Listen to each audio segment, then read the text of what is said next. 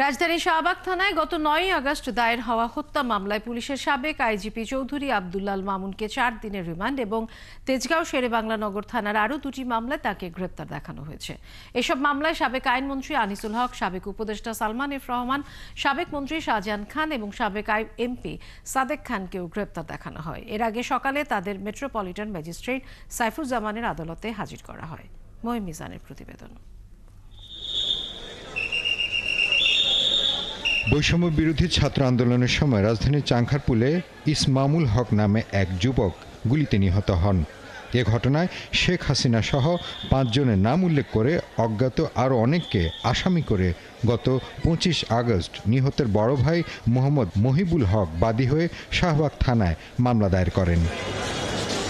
এই মামলায় গ্রেফতার দেখিয়ে সকালে আদালতে আনা হয় সাবেক আইজিপি চৌধুরী আব্দুল্লাল মামুনকে। মামলার তদন্ত কর্মকর্তা ১০ দিনের রিমান্ড আবেদন করলে আদালত ৪ দিনের মঞ্জুর করেন। আমরা বারবার বলার পরেও অত্যন্ত অনুরোধ করা সত্ত্বেও বিজ্ঞ আদালত ১০ দিন রিমান্ড মঞ্জুর না করে ৪ দিনের রিমান্ড মঞ্জুর করেছেন।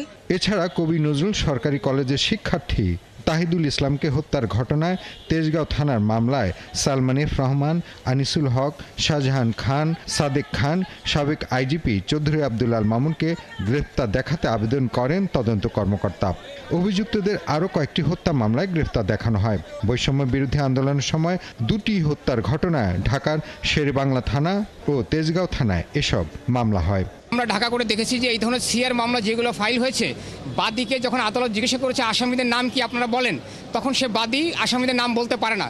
আমরা বিজ্ঞ আদালতে বলেছি যে বারবার এই মামলায় গ্রেপ্তার দেখানো হয়, বারবার রিমান্ড চাওয়া হয়, এতে আইনের পরিপন্থী, সংবিধানের পরিপন্থী, মানবাধিকারের লঙ্ঘন।